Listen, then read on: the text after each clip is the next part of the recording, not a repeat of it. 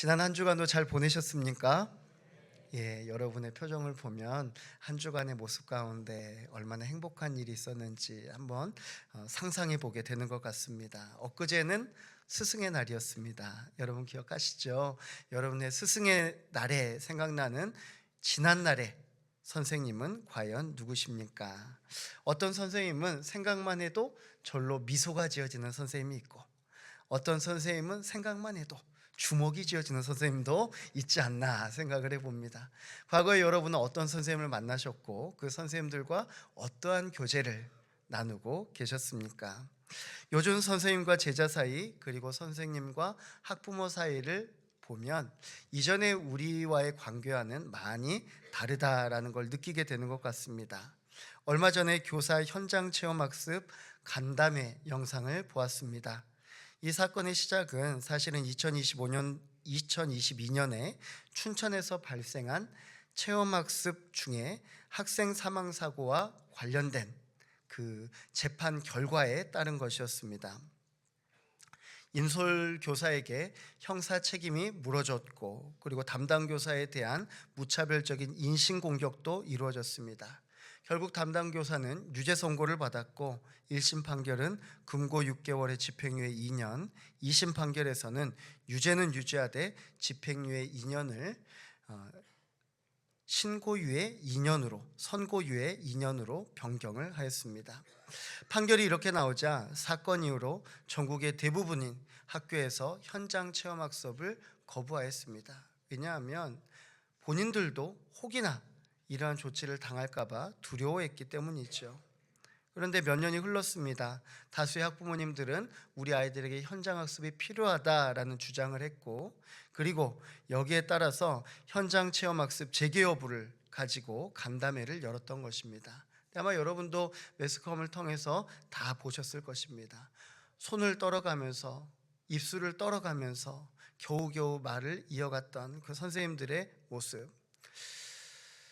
분위기는 격양되었고 결국 서로의 입장 차이만 확인될 뿐이었습니다. 그런데 분명한 것은 우리에게 선생님은 반드시 필요하다라는 것이죠. 내가 선생님의 역할을 대신할 수는 없습니다. 미취학 아동에게도 선생님 필요하고, 학창시절 초중고생들에게도 필요하고, 대학생뿐만이 아니라 우리가 이미 성인으로 살아가고 있는 이 시점에서도 우리는 또 다른 선생님을 필요로 하고 있습니다. 인생의 각 시기마다 필요한 선생님이 있는 것처럼 오늘 우리의 인생에도 필요한 선생님이 있죠.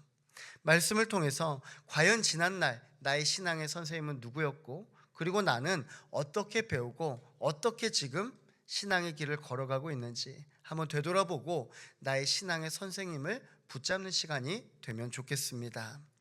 첫 번째입니다. 우리 함께 읽어보겠습니다. 나의 선생님은 초등교사입니다. 아멘. 나의 첫 번째 선생님은 초등교사다. 24절의 말씀입니다.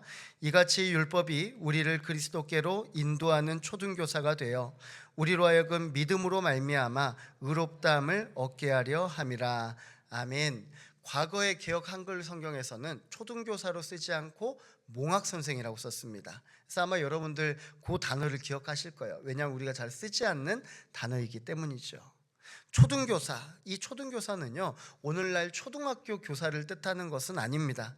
당시에 헬라 로마 문화권 내에서는요, 학교를 바래다 주고 그리고 또 학교에서 집으로 데려오는 그런 분을 선생님이라고 했습니다.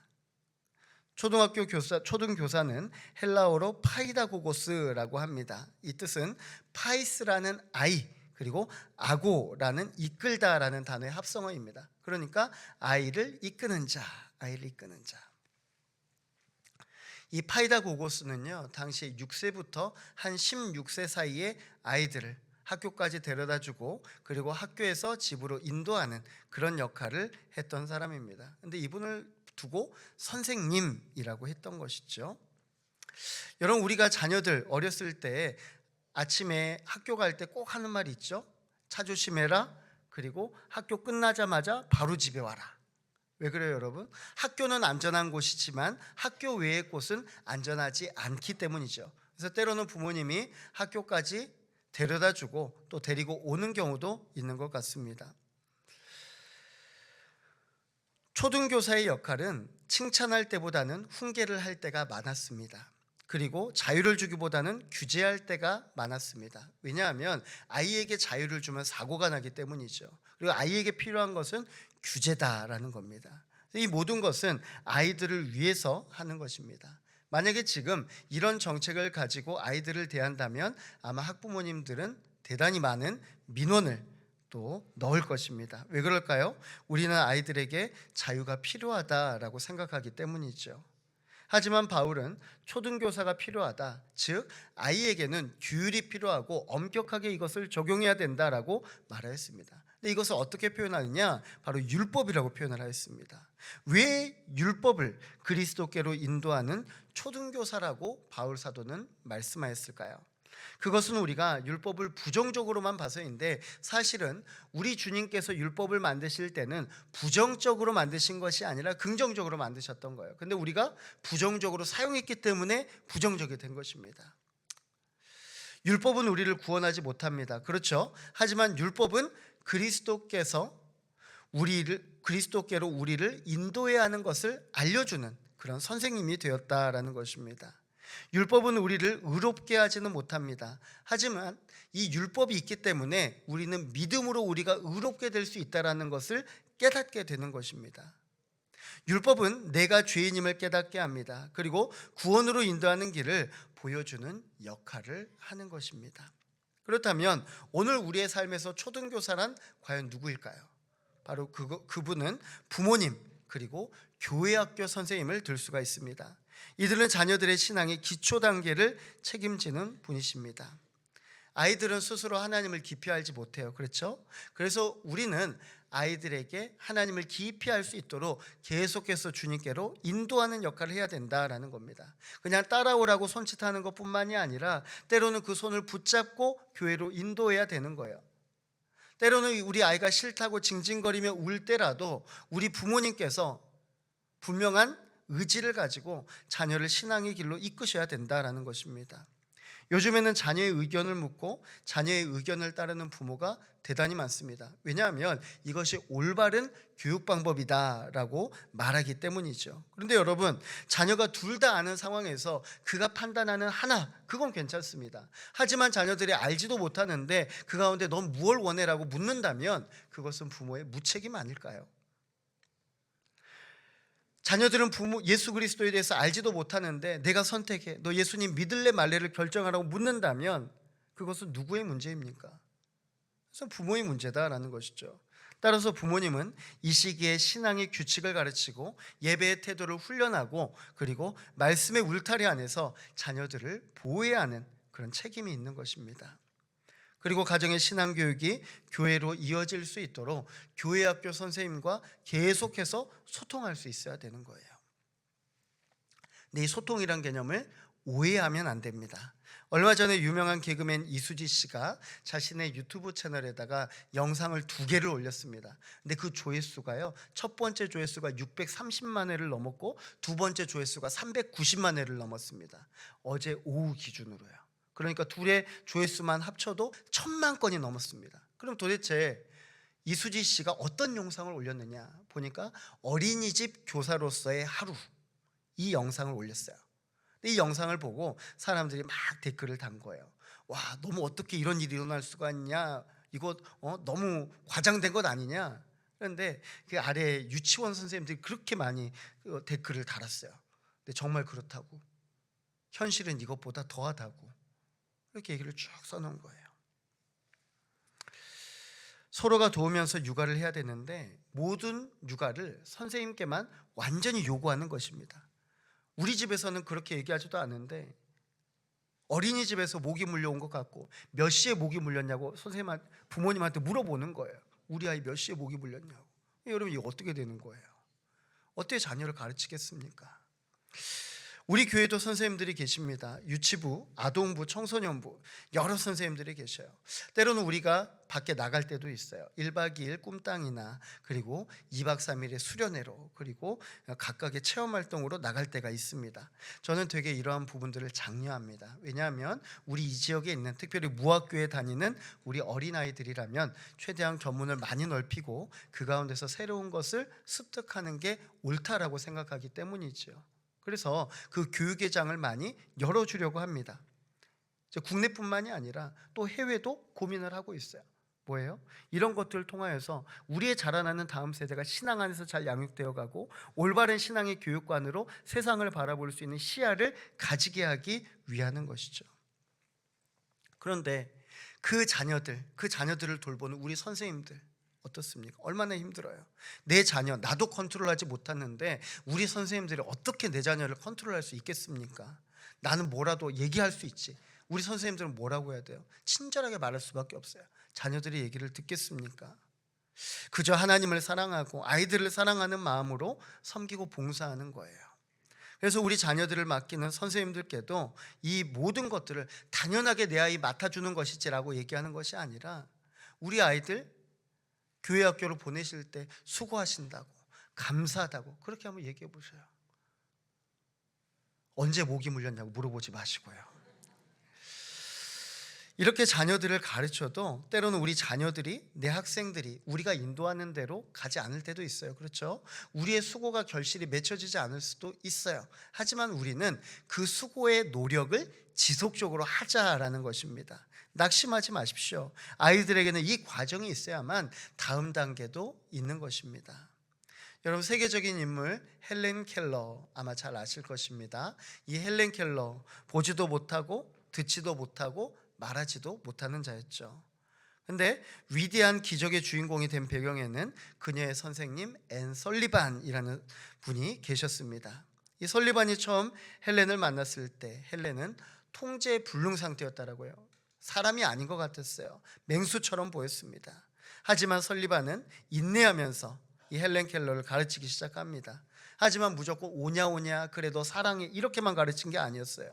때로는 손을 때려가면서 식사의 죄를 가르쳤고 때로는 그의 고집을 꺾기 위해서 방에 가두기도 하였습니다.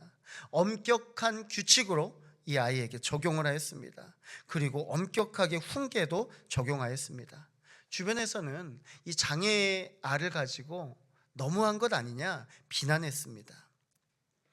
하지만 설리반의 이러한 엄격함이 있었기 때문에 헬렌은 비로소 언어를 배우고 세상을 이해할 수 있었던 것이죠. 우리 부모님과 교회학교 선생님들의 가르침이 때로는 아이들에게 잔소리나 그리고 지루한 규칙처럼 여겨질 때가 있습니다. 우리 자녀들 집에 돌아와서 아우 그 선생님 싫어, 그 선생님 나한테 뭐라고 해, 이런 말을 들을 때도 있어요. 근데 여러분 생각해 보세요. 왜 그런 얘기를 했을까? 왜 그런 얘기를 했을까? 그 울타리가 아이들을 보호하고 참된 스승이신 예수 그리스도 안에 거하기 위해서 지금 선생님들도 부단히 노력하고 계시는 거예요. 우리의 사명은 아이들을 평화롭게 지내게 하는 것이 아닙니다.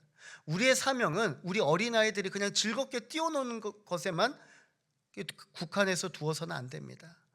오늘 우리의 사명은 우리 자녀들이 믿음 가운데 잘 성장하고 안전하게 예수님께로 인도하는 역할을 해야 되는 것인 줄로 믿습니다. 두 번째입니다. 함께 보겠습니다. 나의 선생님은 예수 그리스도이십니다. 아멘. 우리는 처음 초등교사를 만나서 잘 인도되었습니다. 그렇죠, 여러분? 우리가 오늘 이 자리에 있는 이유는 여러분은 초등교사를 잘 만났기 때문이에요. 그 초등교사가 여러분을 이곳까지 인도해 주셨어요. 어떤 방법인지는 몰라요. 하지만 여러분은 그에게 이끌려 이 자리에 앉아 계신 거예요. 그런데 우리는 더 이상 초등교사를 찾지 않습니다. 왜 그래요? 이제 그 레벨을 넘어섰거든요.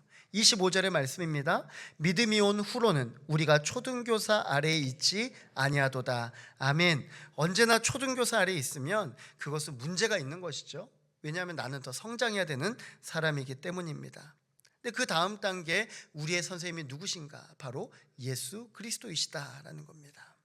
이때는 부모님의 하나님, 공동체의 하나님이 아니라 인격적으로 나의 하나님을 만나야 될 시기가 된 것입니다. 아마 여러분의 장성한 자녀들 중에 꽤 많은 분들이 이 구간에 지금 머물러 있을 거예요. 내가 예수 그리스도께로 인도를 했어요. 아이 때 교회 잘 나왔어요. 근데 여기에서 멈춰버려요. 왜 그래요? 이들이 인격적으로 예수 그리스도를 만나지 못했기 때문에. 여러분, 이것은 부모의 책임입니까? 부모의 책임 아니에요. 부모의 책임 아니에요. 부모의 책임은 파이다 고고스예요. 파이다 고고스. 하나님의 전으로 인도하는 역할이고, 이제 여기에서 우리 자녀가 하나님을 인격적으로 만나줘야 되고 예수 그리스도를 인격적으로 따라야 되는 거예요. 우리가 예수 그리스도께로 인도되었지만, 때로는 우리 자녀들을 인도하였지만 여기서 예수 그리스도를 개인적으로 만나게 되지 못하는 경우도 있습니다. 이때는 대개로 삶의 자리가 바뀌었을 때가 많습니다.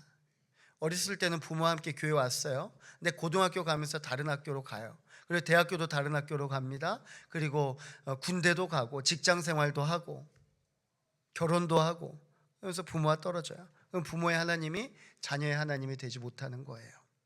세계적인 테너 안드레아 보첼리라는 분을 아십니까? 이분은 다 눈을 감고 노래를 불러요. 이유가 있어요. 왜냐하면 어렸을 때 시각장애 판정을 받았기 때문입니다. 절망에 빠진 아들을 일으킨 것은 그의 어머니 에디라는 분이었습니다. 어머니는 아들의 손을 잡고 피아노 앞으로 인도했습니다. 그리고 저녁에는 자녀에게 조용히 성경을 읽어주었습니다. 하지만 보첼리가 성장하고 부모의 품을 떠나서 대학에 가고 법학을 공부했을 때 이에게는 큰 방황이 찾아왔습니다. 더 이상 어머니가 읽어주던 성경책도 없었고, 그리고 어머니가 가르친 음악도 효력을 잃어갔습니다. 그러던 어느 날이었습니다. 그날 바에서 홀로 피아노를 치면서 노래를 부르다가 음악 안에서 하나님의 사랑을 가슴 깊이 인격적으로 경험을 하게 되었습니다. 어머니가 이끌어주던 단계를 넘어서 음악 안에서 하나님을 개인적으로 만나는 거예요. 이게 참 중요해요. 개인적으로 만나느냐, 개인적으로. 그 만남이 있었기 때문에 이 보첼리는 전 세계를 울린 테너로 설 수 있었던 것입니다. 그렇습니다. 부모가 대신 하나님을 만나줄 수 없습니다. 부모가 억지로 앉혀놓은 그 자리는 자녀의 신앙을 보장하지 않습니다. 부모의 손을 떠나는 순간 방황할 수밖에 없는 것이죠. 그래서 우리는 기도할 수밖에 없는 것입니다. 하나님, 이제 자녀들이 참 스승이신 예수 그리스도의 십자가 사랑을 가슴으로 받아들이게 하여 주시옵소서. 이러한 인격적인 회심이 자녀에게 일어나야 되는 거예요. 그래서 여러분, 우리 성도님들 보면 자책하는 성도님들을 간간히 보게 돼요. 아유, 내가 그때 못 가르쳤어요. 내가 그때 교회 데리고 왔는데 지금은 이제 안 돼. 여러분의 책임이 아니에요. 여러분의 책임은 파이다고고스, 교회로 인도하는 것이고, 여기에서 하나님을 만나는 것은 바로 하나님과 인격적인 교제를 해야 되는 바로 우리 자녀들의 몫이다라는 것이죠. 초등교사로서 예수님 앞에 바로 세운다고 해서 바로 신앙의 결과가 나타나지만은 않습니다. 우리 26절에서 27절 말씀 함께 봅니다. 너희가 다 믿음으로 말미암아 그리스도 예수 안에서 하나님의 아들이 되었으니 누구든지 그리스도와 합하기 위하여 세례를 받은 자는 그리스도로 옷 입었느니라. 아멘. 우리는 예수님 앞에 있습니다. 그런데 때로는 내 존재가 바뀌었다는 걸 알지 못해요. 여러분, 우린 존재가 바뀐 존재들이에요. 그래서 예수님께서 우리가 이 존재가 바뀐지를 모르니까 직접 옷을 입혀주셨어요. 근데 성경에 보니까 뭘로 옷을 입었다고 그랬죠? 예수 그리스도로 옷 입었다고 그래요. 예수 그리스도로 옷 입었다. 옷을 바꿔 입는 것은 무엇입니까? 우리의 신분의 변화됨을 말씀하고 있습니다. 우리가 하나님의 자녀가 되고 예수 그리스도의 세례를 받음으로 인하여서 우리는 새 사람이 된 줄로 믿으시기 바랍니다. 우리는 세상에서 많은 선생님을 원합니다. 하지만 그렇지 않아요. 여러분, 여전히 세상의 선생님을 찾고 계시지 않으십니까? 하지만 우리의 선생님은 그렇게 많지 않아요. 많이 찾을 필요도 없습니다. 성경은 말씀합니다. 마태복음 23장 10절의 말씀입니다. 또한 지도자라 칭함을 받지 말라. 너희의 지도자는 한 분이시니 곧 그리스도이시니라. 아멘. 누구라고요? 맞아요. 예수 그리스도밖에 없습니다. 여러분, 서울대에 들어가려면 그냥 공부해서는 안 되죠. 과외를 받아야 됩니다. 여러분, 과외 선생님이 둘 중에 이제 한 분만 선택하는 거예요. 서울대생과 이제 서울대 들어가기 위해서 한쪽은 서울대생, 하나는 이제 연고대생이 있어요. 근데 서울대생은 한 달에 한 300만 원을 달래요. 근데 연고대생은 10만 원만 달래요. 여러분 어떻게 하시겠어요? 서울대 들어가려면 어떻게 하겠어요? 10만 원으로 해결하시려고요? 안 돼요. 서울대에 들어가려면 서울대를 들어가 본 분이 어떻게 공부했는지 그걸 알아야 되지 않겠습니까? 마찬가지예요, 여러분. 우리가 하나님 나라의 백성이 되고 인생의 참된 결실을 맺기 위해서 가장 필요한 것은 천국길을 아는 분이죠. 천국길을 아는 분. 그분은 바로 예수 그리스도인 줄로 믿습니다. 여러분, 예수 그리스도는 돈 달라고 하시는 분이 아니에요. 그냥 나만 따라오면 된다라고 말씀하는 분이세요. 사랑하는 성도 여러분, 다른 분의 지도 받지 마시고 오직 예수 그리스도의 지도만 받으시는 성도님들 되시기 바랍니다. 이것은 단순히 예수 그리스도의 가르침을 받는 것으로 끝나는 것이 아닙니다. 함께 하자라는 겁니다. 함께. 초등부 교사가 예수께로 인도하는 역할이었다면 이제 우리는 예수님과 동행하는 노력을 해야 합니다. 예수님은 지식을 알려주시는 분이 아니십니다. 예수님은 행동으로 보여주시는 분이십니다. 예수 그리스도가 바로 진리이십니다. 따라서 예수 그리스도와 함께하는 것이 진리 안에 거하는 것입니다. 진리 안에 거하는 것. 우리는 먼 곳을 바라볼 필요가 없습니다. 왜냐하면 진리이신 예수 그리스도가 바로 우리 앞에 있기 때문이죠. 예수님은 진리가 되셔서 삶으로 본을 보여주셨습니다. 그 삶의 본은 사랑과 희생의 본이었습니다. 예수님의 제자가 된다라는 것은 성경의 지식을 쌓는다라는 것이 아니라 끝까지 예수를 따라간다라는 것, 그리고 예수님의 사랑과 섬김의 성품을 닮아간다라는 것을 의미합니다. 마지막 세 번째입니다. 함께 읽어보겠습니다. 나의 선생님은 성령님입니다. 아멘. 여러분, 첫 번째 선생님 누구였어요? 초등교사였습니다. 초등교사는 다른 말로 뭐라고 한다고요? 맞아요. 파이다고고스라고 한다. 근데 이 파이다고고스는 우리 부모님도 계시고 우리 교회학교 선생님도 계신다라고 말씀드렸습니다. 두 번째 선생님 누구셨죠? 예수 그리스도. 예수 그리스도께서는 삶으로 우리에게 가르쳐 주시고 그것을 따르게 하신다라고 말씀을 하십니다. 그런데 이 예수님께서 우리와 평생 함께 하시는 것이 아니에요. 예수님의 역할은 십자가의 죽으심, 부활, 그리고 40일간의 제자들에게 속성과의를 마치신 다음에 다시 하늘나라로 가셨어요.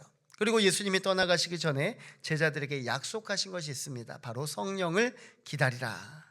사랑하는 성도 여러분, 육신의 초등교사는 학교 문 앞까지만 동행합니다. 그리고 돌아갑니다. 그리고 예수 그리스도는 삶으로 우리와 동행하면서 사랑과 섬김을 보여주셨습니다. 몇 년 동안이요? 3년 동안 보여주셨어요. 3년 동안. 3년 동안 쭉 같이 보냅니다. 그리고 이제 우리가 학교를 떠나서 삶의 자리로 나왔습니다. 그러나 우리 안에 오신 또 다른 보혜사 성령님은 이제 영원히 내 곁을 떠나지 않는 초등교사가 되어주신다라는 거죠. 초등교사는 아이가 자라면 떠납니다. 하지만 성령님은 우리의 평생 동안, 그리고 우리가 하늘나라 갈 때까지 함께 하시는 전담 과외 선생님이십니다. 성령님은 우리가 주일 예배 후에 예배당 문을 나설 때 여기에서 배웅하는 분이 아닙니다. 여러분이 예배당 문 밖을 나갈 때 여러분과 함께 나가시고, 월요일에도 여러분의 직장에 머무시고, 화요일에도 여러분의 가정에 머무시는 분이십니다. 그분이 바로 우리 성령님이신 것이죠. 성령님은 계속해서 우리 곁에서 예수님의 말씀을 생각나게 해요. 그래서 끊임없이 예수님의 뜻대로 살아갈 수 있도록 도와주시는 거예요. 성령을 요한복음에서는 보혜사라고 합니다. 우리 요한복음 16장 7절의 말씀 함께 봅니다. 그러나 내가 너희에게 실상을 말하노니 내가 떠나가는 것이 너희에게 유익이라. 내가 떠나가지 아니하면 보혜사가 너희에게로 오시지 아니할 것이요 가면 내가 그를 너희에게 보내리니. 아멘. 우리는 예수님의 제자로서 예수님과 함께 동행하면서 그리고 사랑과 섬김의 모습을 이제 배웠습니다. 그리고 난 후에 우리는 예수님께서 말씀하신 그 사명의 자리로 나아가야 됩니다. 근데 사명의 자리 녹록지 않아요. 대단히 어려워요. 내가 어떻게 감당해요? 근데 예수님께도 그걸 아셨어요. 그래서 예수님께서 분명히 경고하셨습니다. 혼자 가지 말라고, 기다리라고. 누구를 기다리라고요? 성령님 기다리라고. 성령님이 임재하셨을 때만 우리가 사명을 감당할 수 있는 존재로 뒤바뀌기 때문입니다. 근데 성령님이 이제 내 안에 오셨어요. 이제 얘기가 달라진 거예요. 세상 속에서 겨우겨우 살아가던 우리가 세상을 이기게 되었습니다.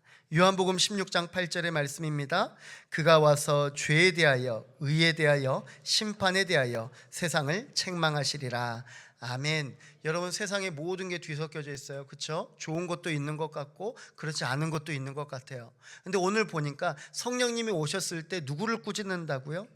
세상을 책망하신다고요. 세상을 책망하신대요.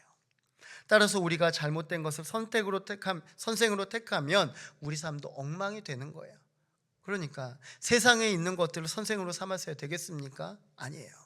보혜사는요, 돕는 자, 위로자, 지지자라는 뜻입니다. 보혜사, 위로자, 돕는 자, 지지자. 그런데 여러분, 성령님이 우리 인생에서 무엇을 도우십니까? 성령님이 우리의 인생에서 무엇을 위로하십니까? 성령님이 우리의 인생에서 무엇을 지지하고 계십니까? 근데 이 모든 것이요, 하나로 연결되고 있어요. 우린 이 생각이에요. 성령님이 계시면 내가 세상에서 성공할 거야. 성령님이 계시면 내가 세상에서 많은 것들을 누릴 거야. 그런데 성령님의 진정한 목적이 무엇인가? 요한복음 14장 6절의 말씀입니다. 예수께서 이르시되 내가 곧 길이요 진리요 생명이니 나로 말미암지 않고는 아버지께로 올 자가 없느니라. 아멘. 성령님은 우리 안에 거하시는 분이십니다. 우리 안에서 끊임없이 판단하시고 무엇이 죄인지 무엇이 의인지 가늠하게 하십니다. 이를 통해서 우리가 다른 곳 두리번거리지 않고 오직 성령님 따라서 예수 그리스도의 길만 걸어가게 하시는 것이다 라는 거죠. 삶의 자리에서 예수님의 가르침이 순간순간 기억나고 오늘 내가 살아갈 수 있는 힘을 바로 공급받는 것, 그분이 바로 성령님이시다라는 겁니다. 여러분, 오늘 우리가 이 자리에 있습니다. 얼마나 감사한지 몰라요. 여러분은 선생님을 아주 잘 만나셨어요. 그렇죠? 여러분의 선생님 한번 떠올려 보세요. 내가 어떻게 이 자리까지 있게 되었지? 때로는 내가 신앙 안에 있다가 이탈했는데 어떻게 내가 다시 이 자리로 있게 했지? 나의 파이다 고고수는 과연 누구이지? 여러분은 초등교사인 부모님 혹은 교회학교 선생님, 그리고 또한 여러분의 친한 동료들, 이들을 통해서 예수 그리스도께로 왔습니다. 그래서 이곳에서 예배하고 교제함을 통하여서 1대1로 주님과 나의 인격적인 만남을 갖게 된 것이에요. 그리고 이제 그 만남이 힘을 얻어서 우리의 마지막 선생님이 되시는 성령님과 함께 끝까지 이제 오직 한 길, 예수 그리스도만 향하고 있는 줄로 믿습니다. 그래서 우리가 동역자예요. 우리는 한 길 바라보고 가는 사람이에요. 세상 사람들은요, 만났다 헤어져요. 그렇지 않아요?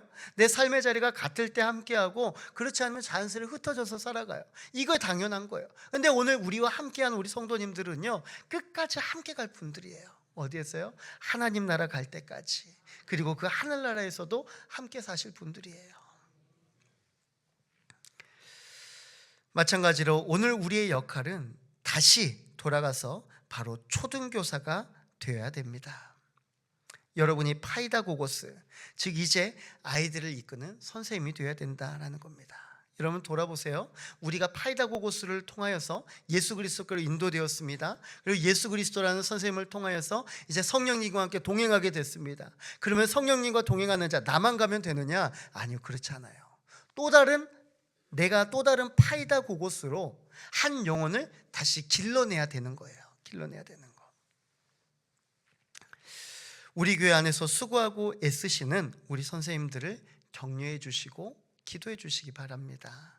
당연한 것 아니에요. 당연한 거 아니에요. 봉사의 자리는요, 나만 열심히 해도 되는 봉사의 자리가 있고요, 다른 사람까지 열심히 해야 빛이 나는 그런 자리가 있어요.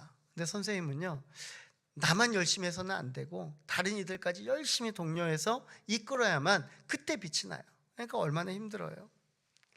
사실 우리 아이들 1년 지나고 나면 전년도 교사 선생님 누구신지 기억하지도 못합니다.